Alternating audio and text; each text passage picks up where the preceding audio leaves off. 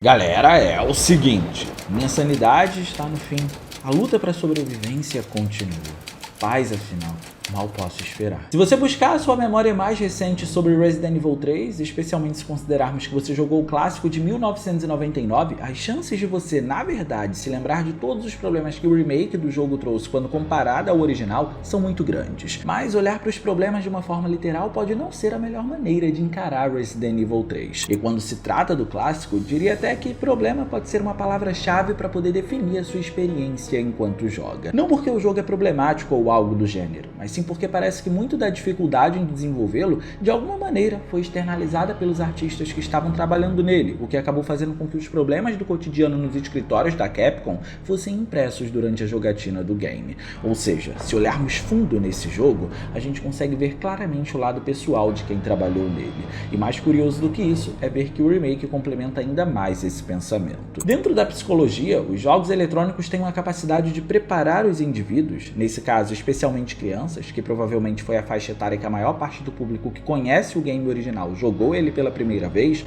para as adversidades da vida. A psicologia fala que os jogos eletrônicos conseguem te dar respaldo e autonomia para a solução de problemas. Em outras palavras, segundo esse tipo de estudo, os videogames podem servir para poder te preparar para encarar a vida como ela é, mesmo sendo um meio de entretenimento lúdico. Quantas e quantas vezes você já almejou um objetivo e até chegar a esse objetivo inúmeros obstáculos foram surgindo para você superar? Quantas e quantas vezes isso já não te abalou psicologicamente? Aliás, você reparou que quanto mais perto você estava de alcançar a sua meta, mais difíceis as coisas foram ficando e com mais frequência os problemas foram aparecendo? Se olharmos todas essas perguntas, Resident Evil 3 é a perfeita exemplificação disso no meio lúdico dos videogames. Resident Evil 3, ao longo de todo o caminho dele, é definido por problemas a serem superados. Então, algo que começou com um desenvolvimento conturbado foi usado como inspiração para definir o ritmo de jogo. Afinal de contas, enquanto sociedade, é isso que fazemos com artistas, mesmo que sejam artistas de videogame. Vemos eles passarem pelo inferno e esperamos para ver no que eles vão transformar isso. Resident Evil 3 de 1999, então, é basicamente isso. É a transformação de todo o inferno que os desenvolvedores passaram no desenvolvimento. É a transformação de todos os obstáculos superados por eles. E hoje, com o remake, a gente pode dizer que a experiência se complementa. Olhando para o começo do jogo que foi lançado em 2019, encontramos a Jill abalada psicologicamente. É isso que acontece quando você passa por uma experiência traumática na vida real.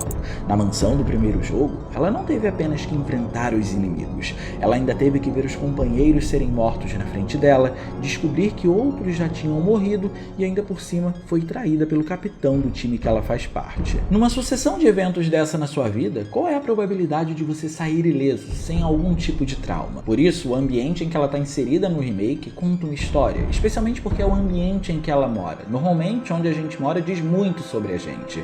Ele conta qual é o estado mental dela naquele momento. Ele conta como a investigação que ela continua fazendo para desmascarar a Umbrella atrás de vingança e justiça está fazendo ela ficar presa nos eventos traumáticos da mansão, na verdade. A casa é completamente bagunçada. A alimentação da personagem está péssima. Na geladeira, inclusive, o que não falta é narcótico. E a única coisa que tem algum tipo de organização é o quadro de investigação que ela montou para poder desmantelar a Umbrella. A vida dela gira em torno disso agora. Esse é o objetivo que ela estipulou atingir, e é esse o objetivo que tem causado tantos problemas para serem superados pela personagem. Mas esse é só o começo, e o jogo que melhor mostra quantos outros problemas podem e vão surgir na jornada dela é o jogo da década de 90. O ano era 1998. A Capcom estava tomando conta do mundo com o sucesso de Resident Evil 2. De alguma forma, esse sucesso estrondoso sobreviveu até os anos seguintes. Mas muitos problemas começaram a surgir em diversas áreas logo nesse começo. Os primeiros problemas foram os problemas de conceituação do próximo game. Por exemplo, inicialmente Jill Valentine era para ser uma personagem de Resident Evil Code Veronica, mas a protagonista foi alterada para Claire porque Hideki Kamiya, diretor do segundo jogo, alterou o fim que Noboru Sugimura, que era o escritor dele, havia escrito, colocando margem para uma continuação para a história de Claire Redfield, algo que Noboru só foi descobrir depois. Por isso, Noboru precisou alterar todo o roteiro de Code Veronica para poder continuar a história do segundo jogo, já que havia margem para isso, e assim Jill foi descartada. Depois houve um problema em como a estrutura do jogo iria funcionar. A ideia inicial tinha como objetivo trazer o personagem Hank no antigo navio da Umbrella. Esse projeto seria liderado por Masaki Yamada, que foi o responsável por Hi-Fi Rush recentemente. Só que no fim das contas, Yamada passou o posto de diretor para Hideki Kamiya mais uma vez. O problema é que entregar o desenvolvimento para Kamiya não foi o fim da história para o jogo começar de fato a ser desenvolvido. Depois da aparição de outros projetos que envolviam novas plataformas, novas histórias para serem contadas e novas franquias para serem abraçadas, Shinji Mikami atribuiu a responsabilidade de Resident Evil 3 para Kazuhiro Aoyama, que já tinha trabalhado como planejador em outros jogos da saga. Inclusive, o level design do esgoto de Resident Evil 2 tem todo o mérito dado a ele, porque foi ele quem trabalhou em cima daquela parte do jogo. Nesse período, o Shinji Mikami queria de alguma maneira aproveitar que Resident Evil 3 iria ser, teoricamente, um jogo de baixo orçamento para desenvolver novos talentos, e esse foi um dos motivadores para Aoyama ter sido cotado para assumir esse projeto. Inclusive, assim como ele, Yasuhisa Kawamura, roteirista novato, ficou a cargo de escrever a história do jogo, ou seja, um time composto por pessoas que não necessariamente tinham a mesma experiência de Shinji Mikami. E combinando o talento desses dois e a necessidade da Capcom de lançar algo para PlayStation em 1999, um projeto bem simplista, bem objetivo foi idealizado. Parece que o minigame Mercenaries no Resident Evil 3 não surgiu do nada. A ideia desse minigame foi um resultado de um descarte de Resident Evil 3, um descarte que serviria como um jogo principal, um descarte que ficou conhecido como Resident Evil 1.9. A ideia desse projeto, antes dele se tornar um minigame do jogo original, era contar eventos antes dos ocorridos de Resident Evil 2, só que diante de um ponto de vista de um grupo de mercenários. Mas as proporções do projeto foram tomando um rumo muito maior. O número 3, para classificá-lo como sucessor do jogo anterior, foi aderido para dar consistência ao ritmo de lançamentos da franquia. E no fim, Hideki Kamiya botou o dedo dele no desenvolvimento e tirou a Jill da geladeira e a colocou como protagonista do jogo. E como no fim das contas muitos problemas aconteceram e muitas ideias foram desconsideradas, tudo isso foi acumulado e deu origem ao que a gente conhece como Resident Evil 3 Nemesis. E isso não acontece apenas pelo fato do jogo transparecer uma enorme quantidade de problemas para a personagem principal solucionar ou para tudo que acontece no seu entorno na jogatina, mas sim também porque a gente tem um ritmo mais frenético e novas mecânicas, elementos esses que estavam cotados para surgir em Resident Evil 1.9, que tinha um foco mais voltado para a ação, por assim dizer. Resident Evil 3 então era sobre a fuga da personagem de Raccoon City, e para criar problemas para o jogador poder presenciar e resolver se inserindo numa atmosfera de fuga, a gente tem três elementos principais. Juntos, esses três elementos preparam Jill para se tornar uma sobrevivente nata. Quanto mais problemas ela resolve, melhor ela fica nisso. E você, quando joga, se imprime no papel dela e se sente da mesma forma. O primeiro elemento é a cidade propriamente dita, já que diversas vezes nós vamos explorar Raccoon City no sentido literal da palavra. As ruas, os restaurantes, os bares, nós vamos atravessar locais que de fato fazem a gente se sentir necessariamente dentro de uma cidade. O segundo elemento são as histórias que aconteceram ali de quem, assim como você, também estava tentando fugir, mas infelizmente não conseguiu. E o terceiro são as escolhas que a protagonista precisa fazer para poder resolver os problemas no meio do desespero. Cada um desses três elementos é rodeado de detalhes que mostram como houveram diversas adversidades para serem superadas por ali, e você, enquanto jogador, vai precisar driblar cada uma delas. No primeiro elemento fica muito claro como, mesmo diante do clima mórbido, Raccoon City te guia com muitas histórias que são apresentadas pelos cenários. Mesmo usando um hardware como o PlayStation 1, foi louvável como a Capcom conseguiu criar um clima caótico de cidade abandonada em um jogo da década de 90. Através de estátuas e homenagens, a cidade te conta que havia um prefeito tomando conta das coisas. Ela também te conta que existiam civis quando te mostra bicicletas ou carros espalhados pelo caminho que você percorre.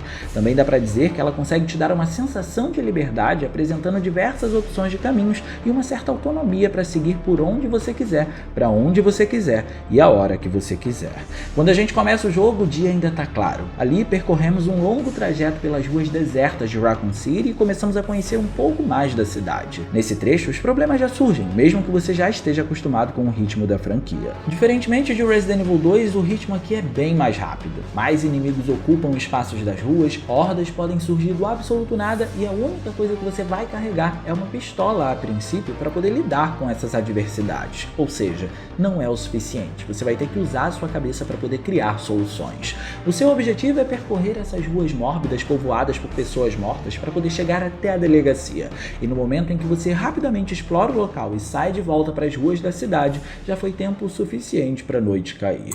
E aí, os sons do ambiente mudam, o clima é alterado e novos problemas surgem para você enfrentar. Problemas mais difíceis, e a gente consegue ver que pessoas que têm o mesmo objetivo que você não conseguem atingi-lo. O dia acaba muito mais cedo para elas. Talvez pela falta de experiência, ou talvez por puro e simples azar da vida. Já pararam para pensar que muitas das vezes a gente almeja um objetivo que não necessariamente é pra gente naquele momento, porque falta todo um contexto de apoio? Comparado às outras pessoas, Jill tem esse contexto para poder correr atrás do que ela quer, e esse é um dos elementos primordiais que a diferencia desses civis que infelizmente foram mortos ali. Esses novos eventos que acontecem na cidade surgem principalmente se você decide revisitar os locais pelos quais você já passou. Ou seja, os locais que você visitou não vão estar do mesmo jeito que você encontrou da primeira vez que você passou por ali. E eventos novos podem surgir a cada vez que você revisita esses ambientes. O fato de você estar passando por um local que você já conhece não quer dizer que a cidade não vai ser alterada para poder te oferecer mais problemas para serem resolvidos.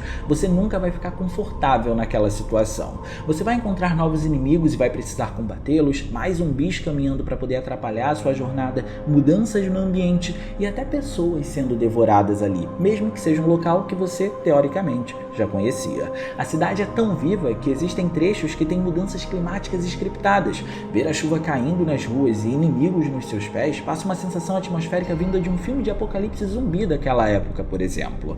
Resident Evil 3 teve muito cuidado com como representar uma cidade, e por isso a hora do dia ou a mudança climática conseguem criar sensações atmosféricas tão únicas à medida que você explora o local e impacta em diferentes ambientes. O parque, por exemplo, tem um trecho numa ponte de madeira que é bem vazio e extremamente linear, mas a chuva consegue povoar o cenário bem o suficiente para poder te dar a sensação de que tem coisas acontecendo ali. Um pouco tempo depois chegamos até o cemitério e ali vemos a areia molhada por conta da chuva se mexer com os zumbis saindo dos túmulos e você precisando lidar com aquela situação. A parte triste é que tudo isso, cada canto da cidade, está destruído. A maior fonte de informação da cidade, por exemplo, que é o prédio da mídia jornalística impressa, está em chamas, ou seja, se alguém estava investigando o que estava acontecendo na cidade para poder desmascarar a Umbrella, todas essas informações foram queimadas. Não existe chance de incriminar a empresa dessa forma. Raccoon City consegue cumprir o papel dela tão bem porque não apenas estamos falando de uma cidade ampla para exploração, mas porque estamos falando de uma cidade mórbida, uma cidade triste com tudo destruído, uma cidade que mesmo através dos cenários faz questão de narrar minuciosamente todas essas histórias que eu estou contando para vocês. Uma cidade que indicou ter vida em algum momento, com tantos locais que foram posicionados de maneira cuidadosa e que toda cidade precisa ter, como é o caso do parque ou do próprio cemitério, mas que essa vida se extinguiu. Mas também, principalmente, porque ela consegue te dar problemas durante a jogatina para poder ficar coerente com a proposta de fuga e porque ela te dá a liberdade de resolver esses problemas como você quiser na maior parte do tempo. Só que as outras pessoas não conseguiram se livrar de todos esses outros problemas e o jogo faz questão de te mostrar isso. Kawamura, assim como o roteirista do jogo anterior, apesar de nessa época ser bem menos experiente, mostrou cuidado ao relatar situações que ocorreram na cidade. E esse é o segundo elemento que a gente precisa falar sobre o jogo. Se o primeiro foi o que Raccoon City tem para ofertar em nível de problemas, o segundo é o que esses problemas podem fazer com você caso você tome decisões tão erradas quanto as das outras pessoas. Ou seja, nesse segundo elemento nós conseguimos ver as histórias dessas outras pessoas. Caso você se disponha a pesquisar e ler os arquivos de texto do jogo e se colocar minimamente na pele das pessoas da cidade que viveram essas histórias, dentro de toda a franquia, a gente pode dizer que Resident Evil 3 é o mais triste de todos. Nesse começo, os efeitos do T-Vírus que transformou as pessoas em zumbis fez com que as autoridades chamassem o caso de doença canibal. E essa suposta doença afetou todos os órgãos da cidade, não apenas os civis, e isso aconteceu direta e indiretamente. Marvin, o policial que morre em Resident Evil 2, tentou conduzir investigações, por exemplo, para poder achar a pedra do relógio do portão de Raccoon City, mas precisou encerrar essas investigações porque não havia homens o suficiente na polícia para poder dar conta conta dos casos de homicídios e também dos casos de investigação. No fim, a gente descobre que essa pedra estava na verdade com o dono do restaurante que a gente explora no jogo, que foi totalmente destruído, e na tentativa de se esconder, ele foi para o subsolo e morreu lá sem nenhuma esperança. Médicos no hospital da cidade, mesmo diante do risco, estavam estudando os zumbis na tentativa de achar uma cura ou ajudar com as pesquisas, achando que o trabalho deles tinha algum tipo de valor. E no fim foram todos mortos. Ver todas aquelas vidas sendo desperdiçadas e ler os diários e anotações que foram deixados para trás, contando o progresso e o perigo desses estudos no hospital, é no mínimo desesperador, especialmente quando em cada sala que você entra existem diversos mortos que foram atacados muito provavelmente durante o ofício deles. E tudo isso foi em vão, porque a vacina já existia, só não tinha ido a público. Outro exemplo que é ainda mais triste é o caso de Dario Rosso. Dario Rosso é o primeiro personagem que a gente tem algum tipo de contato no jogo. Ele aparece logo no começo, e caso você volte no galpão depois de explorar um pouco as ruas da cidade de Raccoon City, vai encontrá-lo morto. Só que a história consegue ser um pouco mais triste que isso. Se você lê o diário dele, vai descobrir que ele tinha o sonho de ser escritor e vivia sonhando acordado com um dia em que ele seria reconhecido como o grande Dario Rosso. Mas, infelizmente, além de ter morrido por fora, ele também morreu por dentro quando abriu mão do sonho dele para poder viver em prol de uma mãe narcisista e dominadora. É triste pensar que Dario foi um escritor morto muito antes da estreia dele. Quantas e quantas pessoas vocês conhecem que muito provavelmente tiveram que abrir mão do sonho delas para poder viver em prol de uma realidade que não necessariamente é a realidade que elas queriam? É um tanto triste pensar que no fim das contas o nosso fim vai ser o mesmo e que a gente não viveu a vida que a gente gostaria de viver. Mas o caso mais triste acontece quando chegamos na Torre do Relógio. Possivelmente, se considerarmos a estética conservada do local, ele é o que menos teve a incidência de zumbis num primeiro momento. E talvez por isso, antes de Jill, outras pessoas passaram por ali na tentativa de ter um refúgio. Uma arquitetura com uma estética rústica, quartos arrumados e até uma mesa de xadrez indicando que outras pessoas se sentiram seguras ali durante um bom tempo. Esse é o clima da Torre do Relógio. Até você começar a ir nas entranhas, passar por corredores deformados e muitas das vezes tomados por inimigos. O ambiente tem duas atmosferas diferentes e mostra que aos poucos ele está sendo invadido cada vez mais pelo T-Vírus. Inclusive, à medida que você joga com a Jill, você consegue ver essa transformação acontecer. Mas antes da Jill chegar ao local e ver isso, um mercenário presenciou esse tipo de evento e tentou até mesmo proteger uma família que estava abrigada ali. Em uma determinada sala, vemos uma civil e um mercenário aparentemente abraçados para tentar ter paz em um último suspiro. Essa garota em questão, no último minuto de vida, talvez tenha mudado a percepção de mundo desse mercenário. Os mercenários enviados pela Umbrella tinham ordens de usar os civis como iscas para poder sobreviver durante os combates contra os zumbis, mas essa foi a única civil que ele não conseguiu fazer isso. Já a garota não queria sair da Torre do Relógio porque o pai dela também não queria, porque ele não queria abandonar a cidade em que a esposa dele morreu. O instinto protetor do mercenário aconteceu aqui porque a menina simplesmente lembrou a irmã dele, e no fim todos foram mortos. A alusão que o Resident Evil 3 faz com a realidade é incrível, e por isso acaba sendo muito fácil se identificar com a realidade do jogo, em que você está passando por diversos problemas e precisa superar cada um deles. E isso direciona o jogador para o quão preparado ele precisa estar diante dos eventos que vão acontecer quando ele estiver desesperado. E esse é o nosso elemento final. Obviamente, o Nemesis foi uma grande surpresa por aqui. O sentimento de ansiedade que ele causa no jogador e o desespero que ele cria nos personagens na narrativa, que já estavam abalados psicologicamente, é algo incrível do ponto de vista da trama, especialmente se considerarmos a maneira como Kawamura escreveu as coisas por aqui. Carlos, que eventualmente se torna um parceiro de Jill, por exemplo, em dado momento se deixa levar pelas emoções e por pouco não desiste do objetivo dele, que é fugir da cidade. Os desafios impostos pelo local, as decepções que ele encontra em cada tentativa de fazer dar certo e o Nemesis perseguindo os dois, complicando ainda mais as coisas, tudo estava dando tão errado e o Nemesis contribuindo tanto para isso que não tinha como não ficar desanimado numa situação dessas. Mas à medida que você aprende a lidar com o inimigo e com os eventuais desastres que acontecem no jogo, você se sente cada vez mais preparado para os próximos desafios. E por isso, muitas das vezes, você é obrigado a tomar decisões no game que podem afetar acontecimentos no decorrer da jogatina. E esse é o elemento final do jogo. Dentro do sistema de escolha, escolher enfrentar o Nemesis pode ser mais fácil, mas será que é o mais inteligente se você não tiver muita experiência, apenas para poder pegar um cartão que mais pra frente você consegue pegar em total segurança? É esse tipo de escolha que o Resident Evil 3 quer que você faça dentro dentro de um tempo limitado e em situações desesperadoras. E em situações desesperadoras, muitos de nós, por natureza, nem sempre conseguimos raciocinar sobre qual o melhor caminho a ser tomado.